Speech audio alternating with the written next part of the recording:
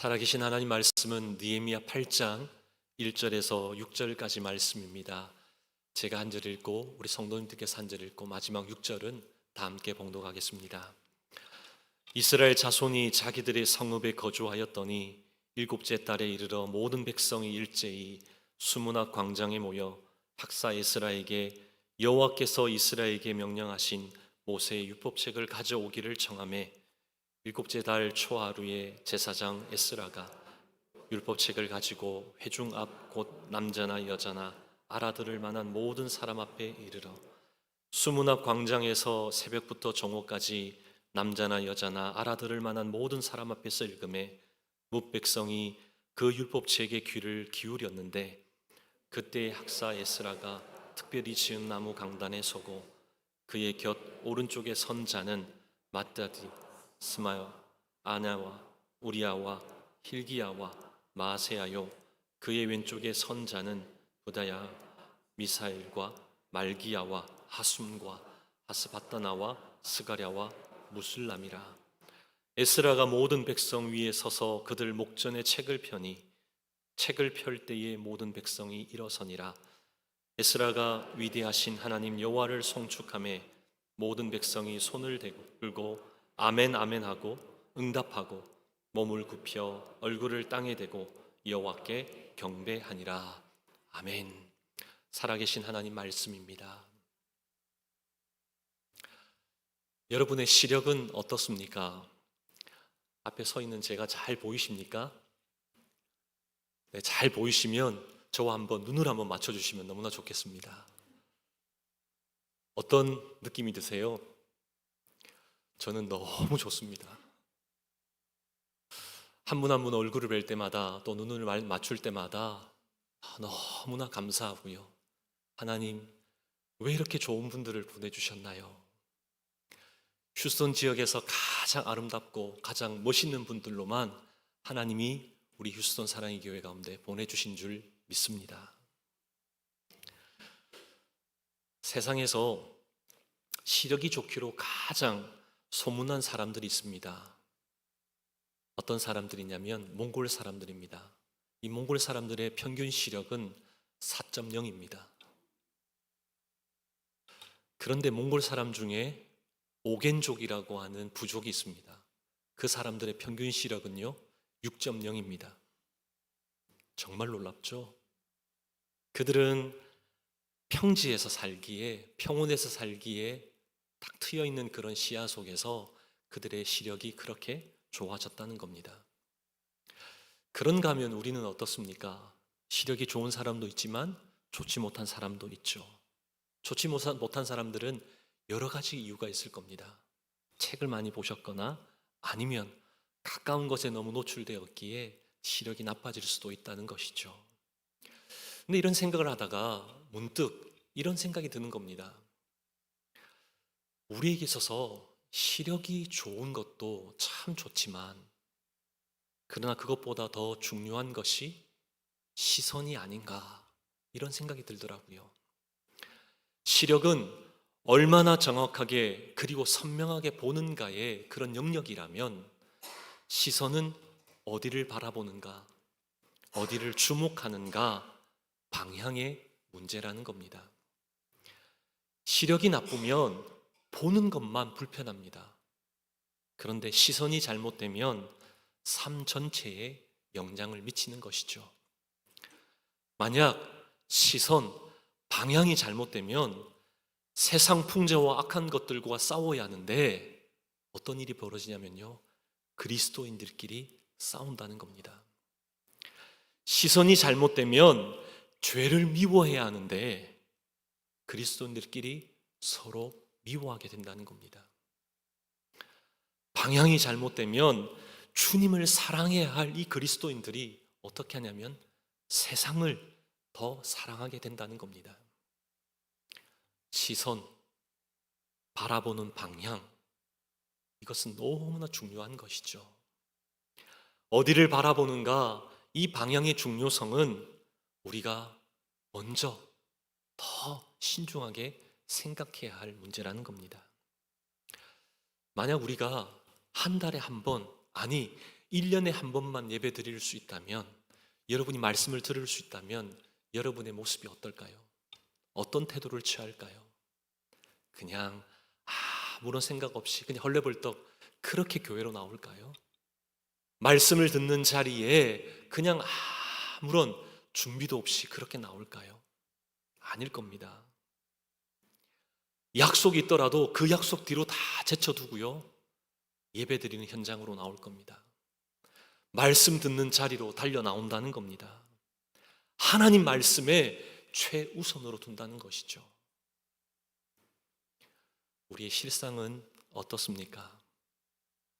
너무나 자주 예배가 있고 또 쉽게 말씀을 들을 수 있기에 어떻게 생각하죠? 지금이 아니면 다음도 있지. 오늘 예배를 못 드렸으면 내일 인터넷으로 드리면 되지. 이런 생각도 한다는 겁니다.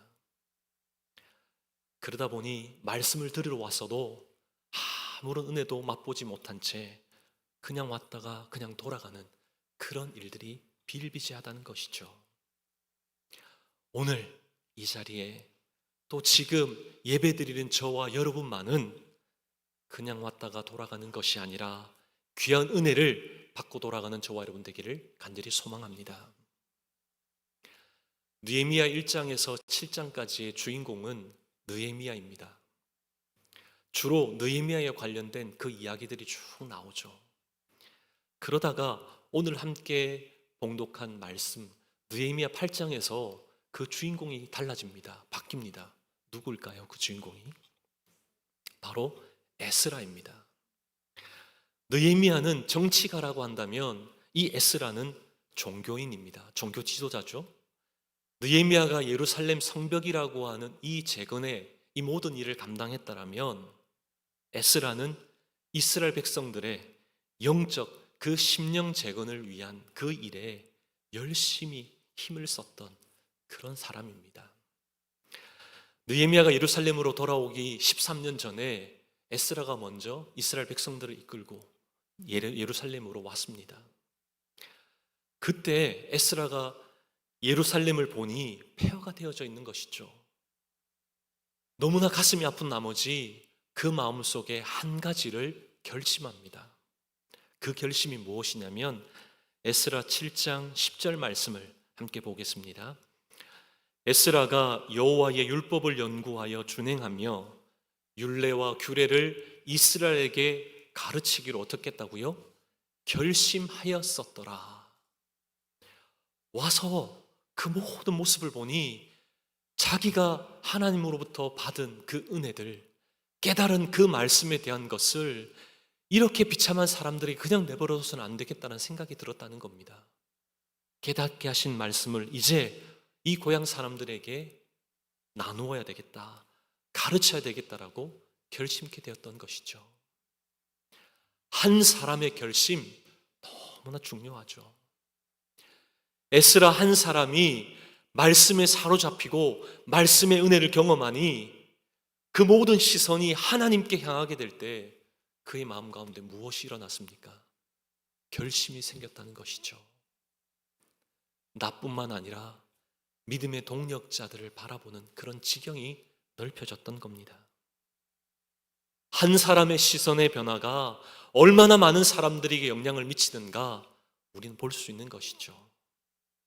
한 사람만이라도 말씀에 집중되고 한 사람만이라도 하나님께 모든 시선이 향하게 되면 그 사람을 통해 놀라운 일이 일어날 줄로 믿습니다. 우리 교회 가운데 우리 가을부터 순모임이 펼쳐졌고요. 남자 제자 훈련이 그리고 여성 소그룹이 은혜 가운데 시작되었습니다. 그리고 지금 은혜롭게 한참 진행하고 있는 그런 상황입니다. 여기에 함께 훈련받는 한 분 한 분이 하나님께 모든 시선이 집중되고 말씀의 은혜를 맛본다면 정말 하나님의 일하심이 우리 휴스턴 교회, 사랑의 교회 가운데 충만하게 나타날 줄로 믿습니다. 우리 그 꿈을 꾸셔야 하잖아요. 가정도 마찬가지라는 겁니다. 가족 중에 한 사람이라도 하나님께 시선이 모이고 말씀을 우리 가족과 함께 나누겠다라고 그런 결심이 있을 때 그날부터 그 가정은 변하는 겁니다. 직장에서도 말씀을 읽지 못하지만 주신 말씀, 주보에 나와 있는 이 말씀, 한 주간의 말씀을 암송하고 그렇게 직장에서 살아낼 때 그 직장이 어떻게 될까요? 그 사람 때문에 직장의 분위기가 달라진다는 겁니다. 주님께 시선을 맞추는 한 사람, 그 한 사람이 너무나 중요하죠. 바로 그 한 사람이 저와 여러분 되기를 간절히 소망합니다. 여러분, 부흥하면 어떤 모습이 떠오르세요? 부흥. 아마 여러분이 경험하셨던 그런 모습이 막 그려질 겁니다. 보통 대부분 부흥이라고 하면 숫자적으로 성장하는 것을 부흥이라고 그렇게 생각합니다. 물론 맞는 말입니다. 그렇게 볼 수 있습니다. 하지만 성경에서도 그렇게 말씀하고 있는가? 우린 여기 한번 생각해 보아야 하는 것이죠. 오늘은 특별히 우리가 생각하는 그런 부흥, 이것을 생각하기에 앞서 오늘 성경 말씀에서는 부흥이라는 것을 어떻게 말씀하고 있는가, 우리 그것을 한번 살펴보기를 원합니다. 진정한 부흥의 참된 모습, 그것을 두 가지로 함께 살펴보겠습니다. 먼저 성경이 제시하는 진정한 부흥은 말씀에 대한 간절한 사모함입니다. 말씀에 대한 열망이, 갈망이 일어나는 것이라는 것이죠. 오늘 우리가 함께 읽은 이 말씀은 성경에 나오는 최초의 부흥회입니다. 그것도 한편으로 보면 일어났던 그 부흥의 역사를 기록하고 있는 것이죠. 1절을 함께 보겠습니다. 이 부흥회가 어디에서 있었죠? 네, 맞습니다. 수문 앞 광장에서 오늘 부흥회가 펼쳐졌던 것이죠. 워러게이트입니다. 지금 한참 전쟁 중이기에 우리 이스라엘, 팔레스타인 지역에 갈 수 없잖아요. 예루살렘 가시면 예루살렘 성이 있습니다. 그 성에는 수많은 문들이 있습니다. 다 예전처럼 다 있지는 않고요. 몇 개의 문들만 남아 있는데요. 그 문에는 각기 이름이 붙여져 있었던 것이죠. 그 문 중에 하나가 바로 오늘 본문에 나오는 수문입니다. 워러게이트인 것이죠. 여기에서 부흥이 일어났던 겁니다. 이스라엘 자손들 모든 백성이 일제히 수문 앞 광장으로 모였습니다. 그러고는요, 박사 에스라에게 말씀을 읽어달라고 그렇게 청했던 것이죠. 왜냐하면 그들에게 있어서 예루살렘 성벽이 재건되었던 그것만으로, 외형적으로 갖춰졌던 그것만으로 그들은 만족할 수가 없었기 때문이죠. 그들은 신명기 8장의 말씀을 잘 알고 있었습니다. 사람은 떡으로만 살 것이 아니라 하나님의 입으로 나오는 말씀으로 살 것이다. 그 진리의 말씀을 그들이 알았기에 말씀에 대한 갈망이 있었던 것이죠. 그래서 에스라에게 말씀을 가지고 우리에게 진리를 가르쳐 달라고 그렇게 부탁했던 겁니다. 에스라는 정치학을, 사회학을, 경제학을 가르쳤던 그런 시간이 아니었죠. 오직 하나님의 말씀만을 함께 나누었던 겁니다. 계속해서 2절, 3절 말씀을 보겠습니다. 이스라엘 백성들이 새벽부터 정오까지 하나님 말씀에 귀를 기울였다라고 말씀합니다. 새벽부터 정오까지니 대략 몇 시간일까요? 한 6시간 정도 되겠죠. 6시간 동안 하나님 말씀을 듣고 에스라는 그 말씀을 봉독했다는 겁니다. 정말 놀랍지 않습니까? 여러분 한번 생각해 보시죠. 오늘 예배 마치시고 나서요, 제가 6시간 동안 함께 말씀 봉독하시죠 라고 한다면 여러분 어떠실까요? 목사님 왜 그러세요? 목사님 화장실은 가나요? 이런 질문도 하실 거예요. 6시간 동안 그 말씀을 읽었다. 정말 놀랍죠. 만약 우리가 6시간 동안 그 말씀을 읽는다면 과연 끝까지 몇 명이나 남아있을지 각자의 생각에 맡기겠습니다. 그런데 이스라엘 백성들은 어떤 반응을 보였다고요? 3절 말씀을 보면 귀를 기울였다는 겁니다. 일어서서 그 말씀에 귀를 기울였다는 것이죠. 하나님 말씀이 선포되는 동안 마음을 다하고 뜻을 다하며 거기에 집중했다는 겁니다. 사모함으로 말씀을 받았다는 겁니다. 이것이 부흥입니다. 하나님 말씀에 대해 목말라하고 그 말씀 주시는 말씀을 가슴에 담는 그 역사가 부흥이라는 것이죠. 저와 여러분은 어떤가요? 아모스 선지자가 어느 날 역사 속에 다가올 중대한 비극에 대해서 이렇게 예고했습니다. 아모스 8장 11절 말씀입니다. 보라, 날이 이를지라 내가 기근을 땅에 보내리니 양식이 없어 주림이 아니며 물이 없어 가람이 아니요. 무슨 말씀으로 예언합니까? 여호와의 말씀을 듣지 못한 기갈이라. 우리 역사 속에 하나님 말씀이 완전 사라지고 하나님의 거룩한 그 음성을 들을 수 없게 된다면 우리는 어떻겠습니까? 사람들은 하나님 말씀과 상관없이 각자의 소견에 옳은 대로 그 자기 뜻대로 그렇게 살아갈 겁니다. 이러한 모습이 아모스 선지자가 선포했던 여호와의 말씀을 듣지 못한 기갈이 바로 펼쳐지는 그런 상황인 것이죠. 이런 모습은 생각만 해도 정말 비극적입니다. 어쩌면 지금 우리가 살고 있는 이 시대가 이런 모습은 아닌지 스스로에게 한번 그 질문을 던져보기를 원합니다. 우리는 말씀 앞에서 다시금 깨어야 합니다. 다시금 영적인 각성, 영적 부흥이 일어나야 하는 것이죠. 하나님 말씀에 대한 그 갈망, 그 갈증, 그 사모함, 그 간절함이 다시금 샘솟아야 하는 것이죠.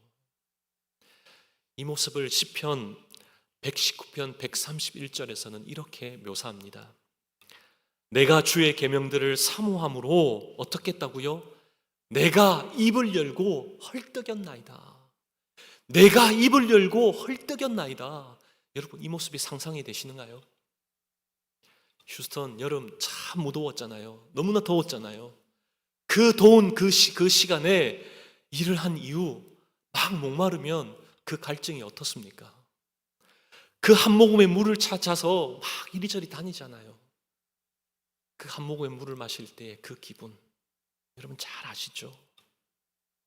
물을 사모하는 그 간절함 어떤지 우린 너무나 잘 알지 않습니까?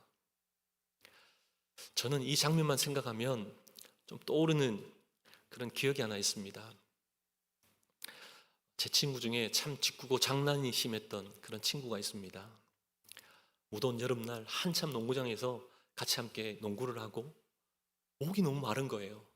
그 친구가 가방에서 물을 꺼내서 이렇게 마시더라고요. 마시는 모습을 보는 순간 갑자기 막 목이 타는 겁니다. 야, 나도 물 좀 줘. 그 친구가 뭐라고 이야기한 줄 아십니까? 너 목말라? 너 목마르니? 침 삼키면 되는데. 너 진짜 목말라? 침 모았다가 한번 삼켜봐. 정말 한 대 지어받고 싶었습니다. 한 모금에 대한 목마름, 그 갈증, 그 갈급함, 그 간절함, 그 사람에게는 전부인 것이죠. 그 어떤 것과도 비교할 수 없습니다. 물, 한 모금 물, 그거면 충분하잖아요. 계속해서 5절 말씀을 보겠습니다. 에스라가 모든 백성 위에 서서 그들 목전에 책을 펴니 책을 펼 때에 모든 백성이 일어서니라. 이스라엘 백성들이 그 갈급함을 어떻게 표현했습니까? 6시간 동안 일어서서 말씀에 귀를 기울였다는 겁니다. 목사님 6시간이라뇨. 예배 시간에 5분 동안 서 있는 게 얼마나 힘든데요. 정말 대단합니다. 이렇게 생각할 분도 계실 겁니다. 하지만 한 모금의 그 물에 죽느냐 사느냐 그 생사에 갈림길 있는 사람에게는 그것 외에는 없죠. 다리 아픈 게 뭐 대수입니까? 그거 전혀 신경 쓰지 않는다는 것이죠. 물 한 모금이면 되는 것이죠. 오늘 읽진 않았지만 13절 말씀을 함께 보겠습니다. 그 이튿날 뭇 백성의 족장들과 제사장들과 레위 사람들이 율법의 말씀을 밝히 알고자 하여 학사 에스라에게 모여서, 그 이튿날 무슨 말입니까? 6시간 동안 그들이 일어서서 말씀에 귀를 기울였던 그 사람들이 어떻게 한 거죠? 다음 날 또 에스라에게 와서 말씀 좀 읽어달라고 그런 반응을 보였다는 겁니다. 말씀을 더 밝히 알고자 이튿날에, 다음 날에 그들이 또 찾아갔던 겁니다. 진리의 말씀을 향한 그 간절함, 그 갈급함, 말씀을 향한 그 간절함을 우리도 본받기를 원합니다. 우리 교회 가운데, 우리 휴스턴 사랑의 교회 가운데 날마다 말씀이 듣고 싶어서, 주의 말씀이 그리워서 주님 앞에 달려나오는 그 사람들로 차고 넘치는 역사가 일어날 줄 믿습니다. 아멘. 둘째로 성경이 제시하는 진정한 부흥은 말씀의 권위에 대한 경외심입니다. 누군가 이런 표현으로 이런 기사를 썼더라고요. 한 교회의 영성을 보려면 그 교인들이 말씀을 어떻게 대하는지, 그 말씀의 태도를 보라. 참 통찰력 있는 그런 글이었습니다. 말씀을 받는 그 태도로 그 개개인의 영성을 한번 우리는 생각해 볼 수 있다는 겁니다. 영적으로 얼마만큼 건강한지, 영적으로 얼마나 하나님과 친밀한지를 알려면 말씀에 대한 태도, 말씀에 대한 인식을 보면 우리는 잘 알 수 있다는 것이죠. 우리가 말씀을 대하는 태도는 어떠한지 스스로에게 자문해 보시죠. 다시 한번 5절 말씀을 보십시오. 이스라엘 백성들의 태도가 어떠했는지 정확하게 나오죠. 그들은 에스라가 말씀을 펼 때, 하나님 말씀을 펼 때 모든 이스라엘 백성들을 일어나 말씀을 받았다라고, 일어나서 말씀을 들었다는 겁니다. 제가 미국에 와서 참 놀라운 광경들을 목격하고요, 문화적인 충격이 있었습니다. 한국에서는 좀처럼 참 귀한 이야기를 하거나 또 정말 좋은 그런 연설을 들었을 때 우리는 어떻게 합니까? 자리에 앉아서 박수를 친다든지 환호성을 지르죠. 근데 제가 미국에 깜짝 놀랐습니다. 별것도 아닌데 그냥 사람들이 그냥 자리에서 벌떡 일어나더라고요. 그리고는 막 박수를 치더라고요. 저는 그 모습이 너무나 충격적이었습니다. 근데 그 모습, 일어선다라고 하는 이 의미 속에는 그 사람에 대한 그 말에 대해 경외심을 가진다, 경의를 표한다, 그 의미가 내포되어져 있더라고요. 이것을 알게 되고 난 이후 그렇게 일어서는 사람들 지금은 전혀 이상하지 않습니다. 오히려 일어서지 않는 게 좀 이상하더라고요. 일어선다는 것, 그것 자체가 그 사람이 하는 말, 그의 인격, 그 메시지에 대해서 경의를, 경외심을 표현하는 것이죠. 우리도 예배를 드릴 때 어떻게 하죠? 일어섭니다. 여기에 그 의미가 담겨 있다는 겁니다. 그냥 일어섰다 앉았다 일어섰다 앉았다 하는 것 아닙니다. 하나님을 경외함으로 우리의 마음을, 우리의 생각을 표현하는 것이죠. 그러기에 예배 드릴 때 함께 일어서는 것이고 함께 또 앉는 겁니다. 몸이 불편하셔서 일어서지 못하시는 그분 외에는 일어서실 때마다 하나님을 경외합니다. 하나님 앞에 모든 영광을 올려드립니다. 우리 그 의식을 가지고, 그 인식, 그 마음을 가지고 함께 그렇게 나아가기를 원합니다. 일어설 때마다 목사님 왜 한 잔을 또 일어서게 만드십니까? 아닙니다. 이 의미를 깨닫는 가운데 함께 주님 앞으로 나아가기를 원합니다. 계속해서 6절 말씀을 보겠습니다. 이스라엘 백성들이 손을 들고 또 어떤 반응을 보입니까? 일어서서 말씀을 귀 기울여 들었던 그들의 모습 속에 어떤 모습이 있었다고요? 아멘, 아멘 하고 응답하고 말씀에 대한 태도라는 것이죠. 얼마나 진리에 공감했든지, 얼마나 진리의 말씀에 순복하기를 원했든지, 네, 그렇게 될 줄로 믿습니다. 아멘, 아멘, 그렇게 살기를 원합니다. 그 마음을 담아서 그렇게 화답했다는 겁니다. 이것이 부흥인 것이죠. 부흥하는 교회는 아멘 소리가 뜨겁습니다. 아멘. 우리 교회도 아멘 소리가 뜨거워요. 아멘. 하나님 앞에서 이러한 반응할 수 있다는 것, 우리에게 축복이잖아요. 말씀을 우리에게 허락해 주시는 하나님, 오늘도 우리에게 끊임없는 은혜로 채워주시는 하나님, 그 하나님 우리에게 말씀하실 때, 네, 그 말씀대로 살기를 원합니다. 아멘, 아멘. 이런 놀라운 고백이 터져 나올 때 하나님께서 우리 교회 속에 놀라운 역사를 일으키실 줄 믿습니다. 하나님을 경외하기를 원하십니까? 하나님 말씀을 경외하십시오. 하나님을 사랑하기를 원하십니까? 하나님 말씀, 우리에게 주신 하나님 말씀 사랑하십시오. 그러면 저절로 사랑하게 됩니다. 하나님을 경외하게 되는 것이죠. 내 생각, 나의 관점, 나의 철학이 우리의 삶을 바꾸는 것 아닙니다.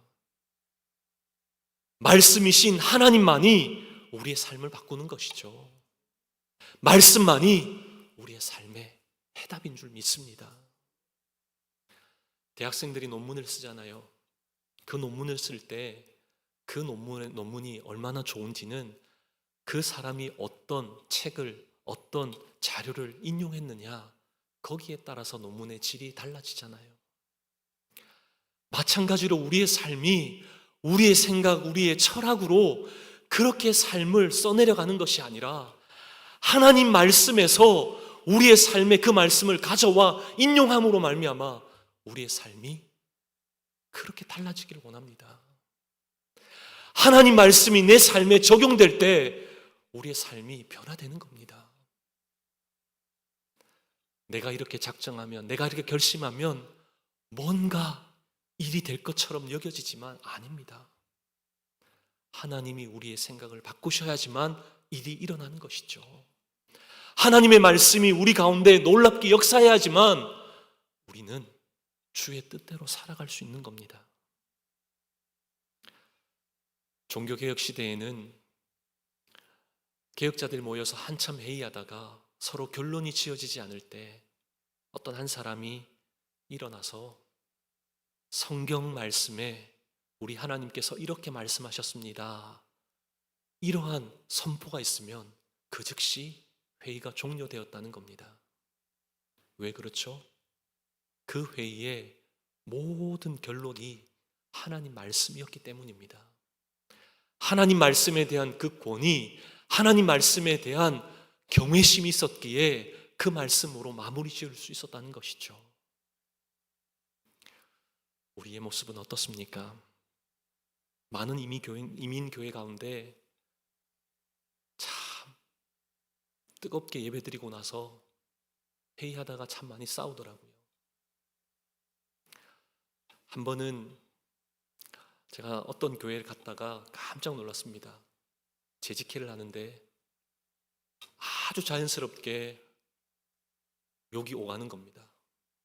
그것으로 끝나는 것이 아니고요, 주차장에서 또 두 번째 일들이 막 벌어지는 겁니다. 너무나 가슴이 아팠습니다. 예배 안 드린 것 아닙니다. 예배 잘 드렸습니다. 예배 드리는 것 따로, 회의 따로인 것이죠. 그래서 이런 말이 생겼습니다. 회의를 많이 하면 신앙에 회의가 생긴다.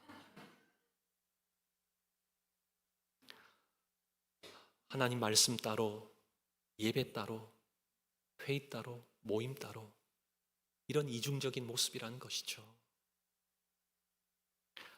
우리의 삶에 하나님 말씀이 어느 정도의 비중을 차지하고 있습니까? 참된 하나님 말씀이 우리의 삶에 얼마만큼 우리를 주관하고 있습니까? 하나님의 말씀에 대한 그 경외심, 하나님 말씀에 대한 그 권위를 우리는 얼마만큼 인정하고 있습니까? 제가 어느 날 한국에서 좀 오래된 이야기인데요, 제가 전도사 시절에 기독교 라디오 방송을 들은 적이 있습니다. 듣다가 한 편지 내용을 듣고 제가 그 자리에서 우두커니 그냥 오랜 시간 동안 좀 서 있은 적이 있습니다. 그 편지를 보냈던 사람은 만주에 있는 교포 2세였습니다. 한 소년이 보냈던 편지입니다. 그 당시 극동아시아 방송에는 신약 성경만 한 1시간 정도 그렇게 읽어주는 그런 시간이 있었습니다. 이 교포 2세인 이 소년이 그 방송을 귀 기울여 듣고는요, 그 말하는 그 한자 한자를, 그 신약 성경을 자신의 손으로 그렇게 일일이 적었던 겁니다. 그러면서 그 사연이 방송에 나오는데요, 이런 내용이 있었습니다. 우리 교회는 제가 손으로 쓴 이 성경이 전부입니다. 우리는 그 성경을 가지고 말씀을 읽고 말씀을 듣고 하나님 말씀을 받습니다.